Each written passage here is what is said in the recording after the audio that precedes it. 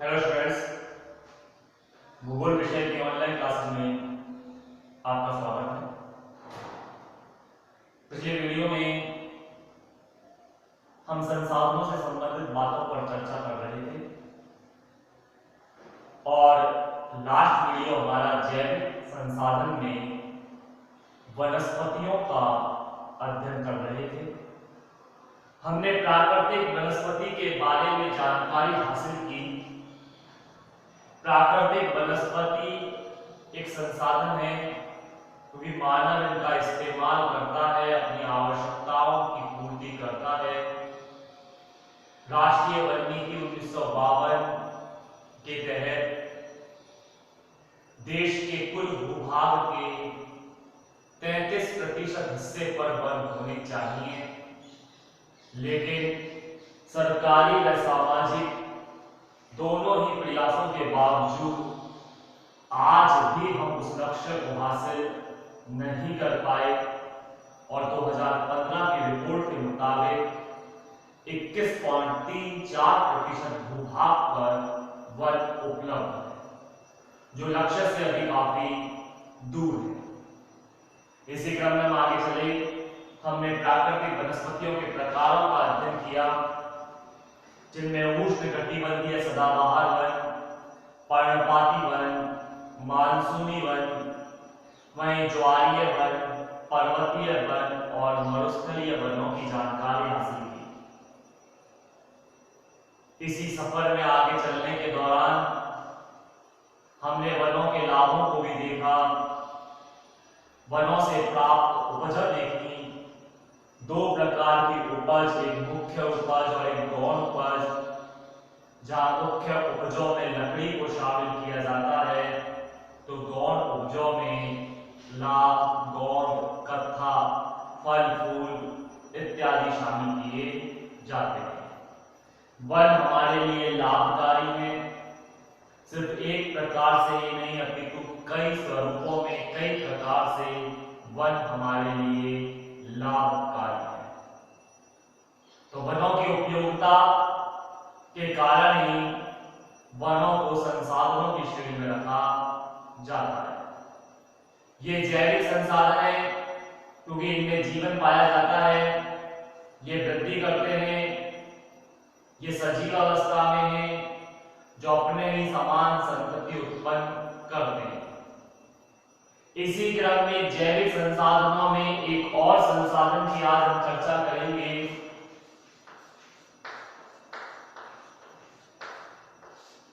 और वो है पशु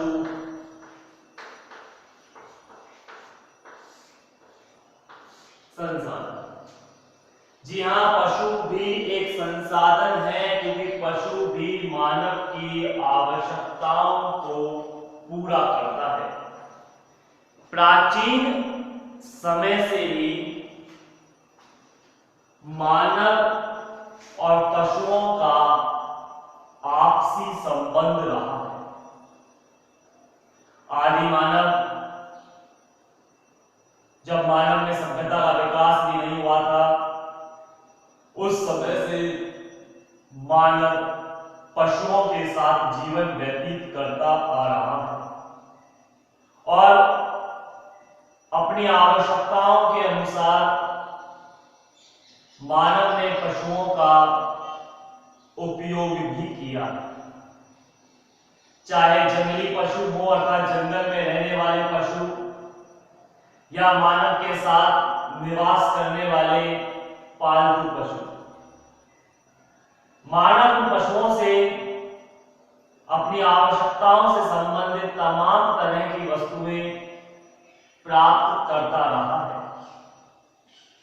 प्राचीन समय में बोझा ढोने, कृषि कार्य करने और यातायात के साधन के रूप में पशुओं का इस्तेमाल किया जाता था, क्योंकि उस समय प्राचीन समय में आज की तरह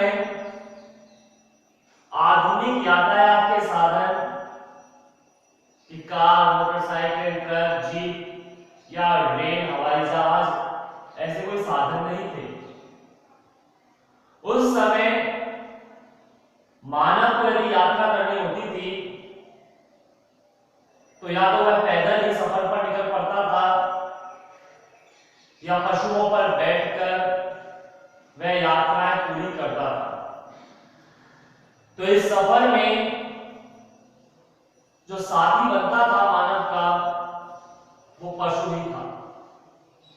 तो पशु कोई आज की आवश्यकताओं को पूरा करने का माध्यम नहीं, अभी तो प्राचीन समय से पशु मानव की आवश्यकताओं को पूरा करता आ रहा है। इसलिए पशु भी एक संसाधन है। क्योंकि संसाधन की परिभाषाओं को हम पहले भी देख चुके हैं। संसाधन प्रकृति द्वारा प्रदत्त हुए सभी वस्तुएं जो मानव की आवश्यकताओं को पूरा करती हैं संसाधन कहलाती है। यह पशु भी मानव की आवश्यकताओं को पूरा कर रहा है, इसलिए पशु भी एक संसाधन है। आखिर किस तरह से पशु मानव की आवश्यकताओं को पूरा करता है या क्या है पशु संसाधन का महत्व देखिए। बात करें पशुओं के महत्व की, तो पशुओं का उपयोग किन किन कार्यों में और किस किस तरह से किया जाता है। पशुओं का उपयोग कृषि कार्यों में किया जाता है। कृषि कार्यों में किस तरह से? खेतों की जुताई करने के लिए, हालांकि वर्तमान में तो ट्रैक्टर, हार्वेस्टर, थ्रेशर ऐसी चीजें आ चुकी हैं, लेकिन प्राचीन समय में और आज भी बहुत से क्षेत्र में जहां किसान गरीब है वो पशुओं के माध्यम से ही भूमि की जुताई करता है। बैलों की गर्दन पर लकड़ी की एक बांसनुमा लकड़ी डंडी, जिसको अपन बल्ली कह सकते हैं, उसमें हल बांध दिया जाता था और उस हल की नोक से भूमि की जुताई होती रहती थी। पशु चलते रहते थे और भूमि जुतती रहती थी। तो भूमि को जोतने, कटी हुई फसल में से दाना बाहर निकालने के लिए फसल को जमीन पर बिछा दिया जाता था और उनके ऊपर बैलों को चलवाया जाता था, जिससे बैलों के खुरों से, बालियों में से दाना बाहर निकल आता था। इसके अलावा रहट, चरस आदि के माध्यम से बैलों के द्वारा पानी की बाहर निकासी करना, तेल निकलवाना, ऐसे तमाम कार्य थे जो मानव पशुओं से करता था और आज भी करता है। तो मानव पशुओं का उपयोग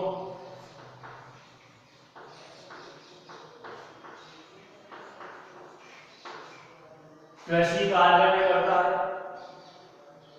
इसके अलावा पशुओं से दूध की प्राप्ति होती है। दूध का एक बहुत बड़ा स्रोत पशु ही है, या कह सकते हैं एकमात्र स्रोत पशु हैं, जिनसे भारी मात्रा में प्रतिदिन दूध प्राप्त किया जाता है और विश्व की आवश्यकताओं को पूरा किया जाता है। इस दूध से दही, घी और तमाम तरह की वस्तुओं का निर्माण होता है। तो पशुओं से दूध की प्राप्ति होती है। इसके अतिरिक्त पशुओं से गोबर की प्राप्ति होती है और यह गोबर खाद के रूप में तथा ईंधन के रूप में इस्तेमाल किया जाता है। इसके अलावा पशुओं की खाल से चमड़ा बनाया जाता है और उस चमड़े से विभिन्न प्रकार की आवश्यक वस्तुएं, कलात्मक वस्तुओं का निर्माण किया जाता है। तो पशुओं की खाल से चमड़ा बनाया जाता है। इसके अलावा पशुओं से मांस प्राप्ति भी होती है।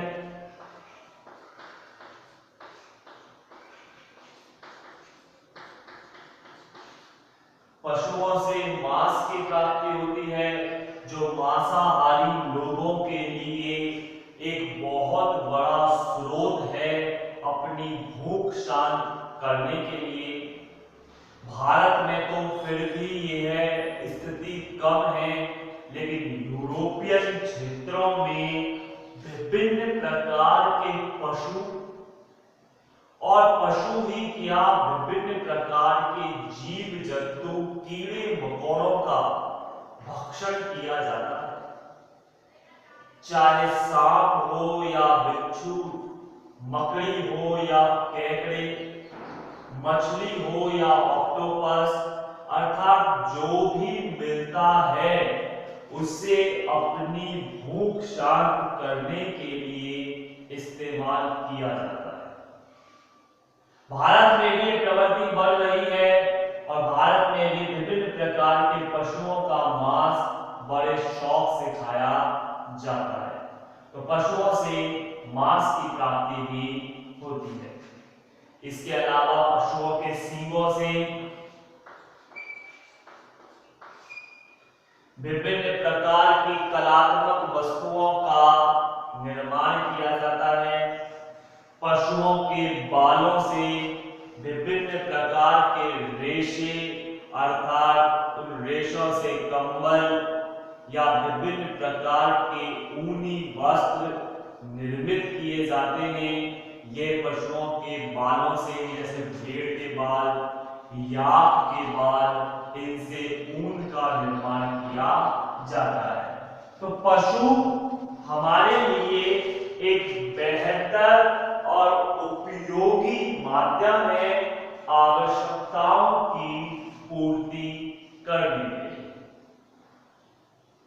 आज पशुओं के मामले में भारत विश्व के अन्य देशों के मुकाबले अग्रणी स्थान रखता है।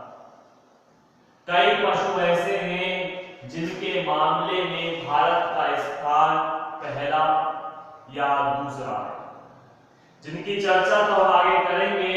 लेकिन उससे पहले भारत के राजस्थान क्षेत्र में विशेषकर पाया जाने वाला एक विशेष प्रकार का पशु ऊंट, उसकी आज हम चर्चा करेंगे। ऊंट को रेगिस्तान का जहाज कहा जाता है। ऊंट के अंतर्गत कुछ ऐसी विशेषताएं पाई जाती हैं जिसके तहत उसे रेगिस्तान का यानी मरुस्थल का जहाज कहा जा सकता है। कारण है कि ऊंट की सबसे पहली विशेषता तो ऊंट के पैर गद्दीदार होते हैं, जो रेत में धंसते नहीं हैं।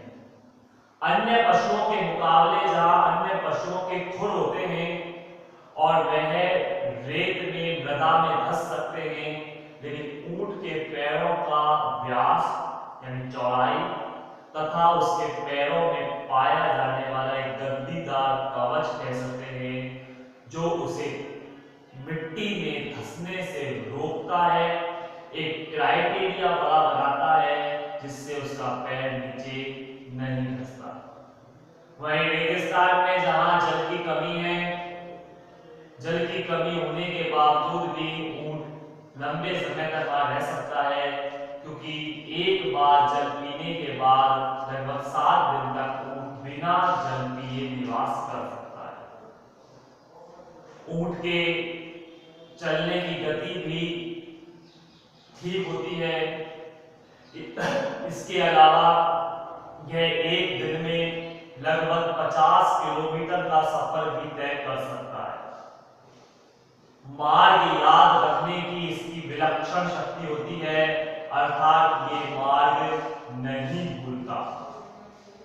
तो ऐसी कुछ विशेष विशेषताओं के कारण ऊंट को रेगिस्तान का जहाज कहा जाता है, जो रेगिस्तान के अंतर्गत सफर के लिए, यात्रा के लिए एक बहुत बड़ा माध्यम माना जाता है। बात करें ऊंटों की ही, तो दो प्रकार के ऊंट पाए जाते हैं, एक तो एक कुबर वाला ऊंट और दूसरा दो कुबर वाला ऊंट। भारत के अंतर्गत एक कुबर वाला ऊंट पाया जाता है, जबकि दो कुबर वाला ऊंट अरब देशों में मिलता है। कुबर मतलब आपने देखा होगा ऊंट की बॉडी पर इस तरह से हिस्सा उठा हुआ होता है, तो ये एक कुबर वाला ऊंट है। लेकिन सऊदी अरब के अंतर्गत ऐसे दो कुबर वाले ऊंट पाए जाते हैं, एक कुबर और दो कुबर। यहाँ व्यक्ति बैठ सकता है जो इन्हें सपोर्ट प्रदान करते हैं। तो एक कुबर वाला ऊंट भारत में ये आते हैं, बोर्ड एग्जाम के अंतर्गत एक नंबर का क्वेश्चन बनता है कि एक कुबर वाला ऊंट भारत में पाया जाता है और दो कुबर वाला ऊंट सऊदी अरब। तो आज हमने पशु संसाधन के बारे में एक सामान्य परिचय की जानकारी ली। पशु संसाधन से संबंधित ही कुछ अन्य बातों की चर्चा आगामी वीडियो में की जाएगी। तब तक के लिए धन्यवाद।